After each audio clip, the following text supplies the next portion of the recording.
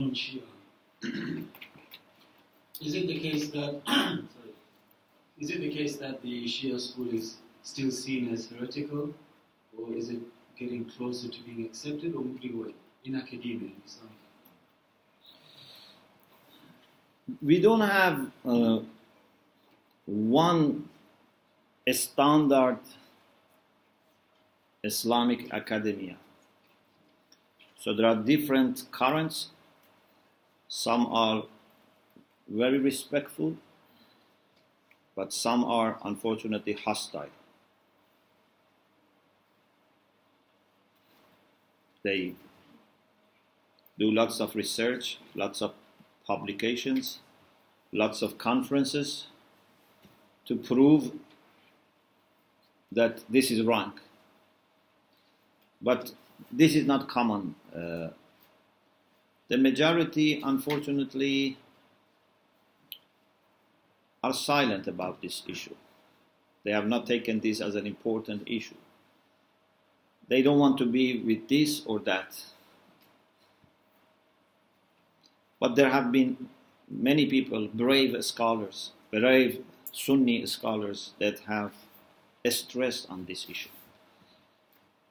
We Shia also have to be more careful, not leaving any chance for anyone to think that we don't follow pure Islam, we don't follow Quran, So we have to avoid anything that can be misunderstood by sincere people. People who are not sincere, they can misunderstand anything. Even if I say my salat, they can misinterpret me. But if there are sincere Muslims and we do things that they misunderstand, we have to avoid. There are practices, there are things that we say or we do that average Muslim, even if he's sincere, cannot understand easily. And we have to be careful. I don't want to go details and examples, it takes hours. But this is really a very important strategic point. And I think this is core teachings of Ahlul Bayt alayhimus salam, that their followers should not appear to sincere Muslims from other schools of thought as doing something which is un-Islamic. I'm not saying we do something un-Islamic, but I'm saying we should not be seen by people who have just average information about Islam, that we are doing something heretical or something which is, suffering from lack of understanding of Tawheed and so on and so forth. Yes. Question from the sister side.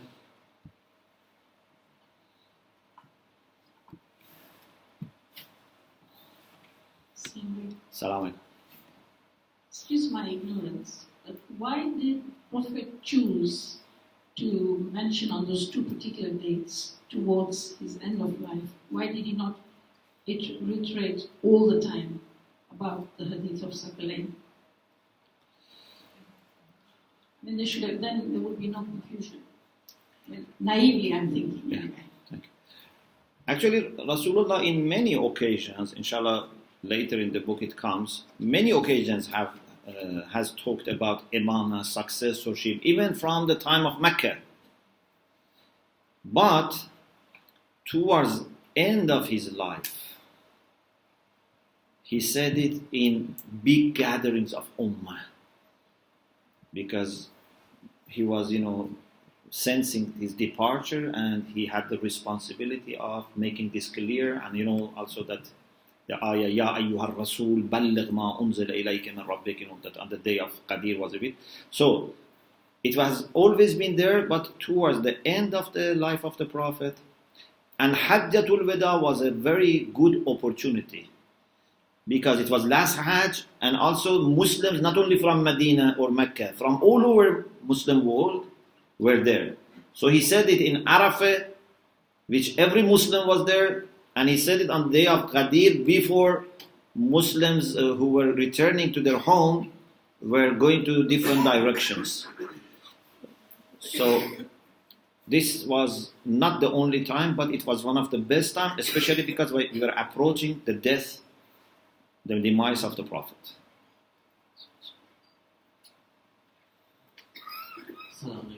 Salam.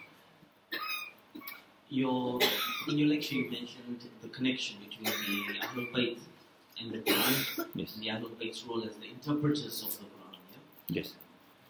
Which I completely agree with.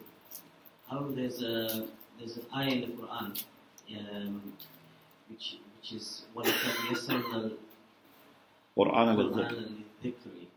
Now, the interpretation here is, and we have indeed made the Quran easy to understand and remember. So, how do I bring those two? To understand is not there. لَقَدْ يَسَّرْنَا الْقُرْآنَ لِلذِّكْرِ. We made Quran easy for remembrance, not for understanding. Yes. Plus, I agree Quran is easy to understand. Quran is Kitab Mubin. Okay? Not that ayah, another place. Clear book. But what is clear book? Means it's a book that in itself has mechanism for understanding it. What is the mechanism in this book for understanding it? It comes with teacher. If you avoid teacher, Quran is not easy, and my proof is what? History of Islam. If Quran was easy to understand without teacher, why we have tens of mazahib, and in each mazhab we have tens of branches. So it's easy if you approach it properly. And it's very complicated if you don't approach it properly. So I think your reply basically highlights the issue of reading an English translation. Yeah. Because here it says understanding and remembrance, but clearly there's no understanding. Yeah, dhikr means remembrance.